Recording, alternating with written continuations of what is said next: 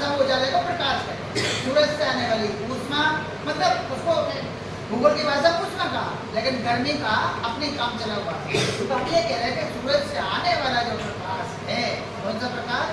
सूरज से आने वाले प्रकाश और ऊष्मा दोनों को कहते हैं सौर विकिरण। और विकिरण इसलिए कहते हैं कि वो बिना माध्यम से आ रहा है, कोई उसको लेके नहीं आ रहा है, अपने आप ऑटोमेटिक आ रहा है।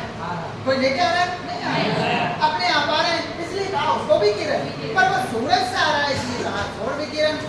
ठीक है, अब वो सौर विकिरण आया, प्रकाश और ऊष्मा के रूप में आया, पृथ्वी पर टकराया और वापस जब जाने लगा तो उसको कहा हमने पार्थिव विकिरण। आया था तब कहा सौर विकिरण, जब जाने लगा तो कहा पार्थिव विकिरण।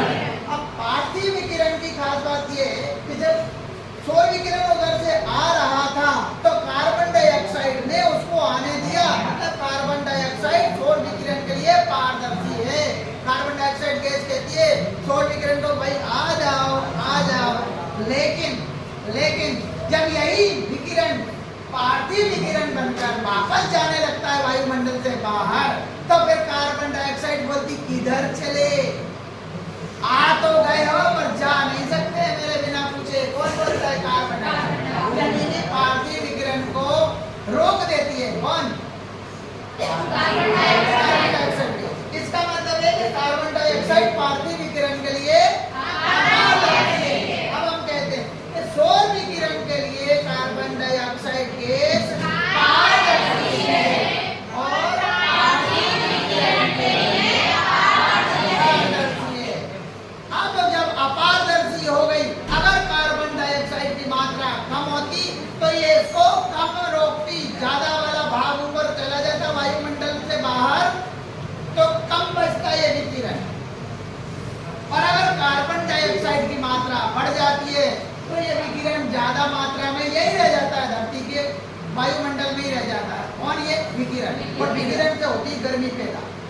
तो इसीलिए विश्व की सरकारें ये कोशिश कर रही है कि इसकी मात्रा ना बढ़े। इसी के कारण तो गड़बड़ हो रही है, भूतापन यानी ग्लोबल वार्मिंग तो इसलिए हो रही कि सौर विकिरण आ रहा है ठीक है, लेकिन जब वो गर्मी और प्रकाश वापस लौटना चाहता है और अगर वो वापस लौट गया तो यहाँ गर्मी पैदा हो ही नहीं, लेकिन ये वापस लौटने ही नहीं दे रही, तो कौन नहीं लौटने दे? ये मात्रा इसलिए नहीं लौटने दे रही कि पहले इसकी मात्रा कम थी, लौट जाया करता था, ये धरती इतनी गर्म नहीं थी, लेकिन अब इसकी मात्रा बढ़ा दी हमने। कारखानों से बहुत सारी CO2 छोड़ दी, वाहनों से निकलने वाले धुएं से छोड़ दी, और बहुत कई तरीके जिनसे ये कार्बन डाइऑक्साइड की मात्रा वायुमंडल में बढ़ रही है, उसके बढ़ने से ये भी बाहर नहीं जा पा रहा है। पार्थिव विकिरण अपारदर्शी हो रही है, उसके लिए ज्यादा मात्रा CO2 से ये भी ज्यादा रुकेगा, ये ज्यादा रुकेगा तो गर्मी ज्यादा पैदा होगी, गर्मी ज्यादा पैदा होगी। इसी को कहते हैं ग्रीन हाउस इफेक्ट। इसी को कहते हैं क्या? हरित ग्रह प्रभाव, green house effect. Green house effect के कारण गर्मी ज्यादा बढ़ गई, गर्मी ज्यादा बढ़ गई तो ग्लेशियर की बर्फ पिघलने लगी, जिससे समुद्रों में पानी बढ़ने लगा, समुद्रों का जलस्तर बढ़ने लगा। ये बहुत बड़ा खतरा है हमारे लिए। इसीलिए तो विश्व की सरकारें, विश्व के देश ये कोशिश कर रहे हैं कि कार्बन डाइऑक्साइड की मात्रा जो हम निकाल रहे हैं इसको कम करें, इसको कम निकालें या बिल्कुल ना निकालें। इसलिए जीवाश्म ईंधन या डीजल, पेट्रोल, कोयले को जलाने की बजाय कुछ और जलाने की कोशिश हम कर रहे हैं। ठीक।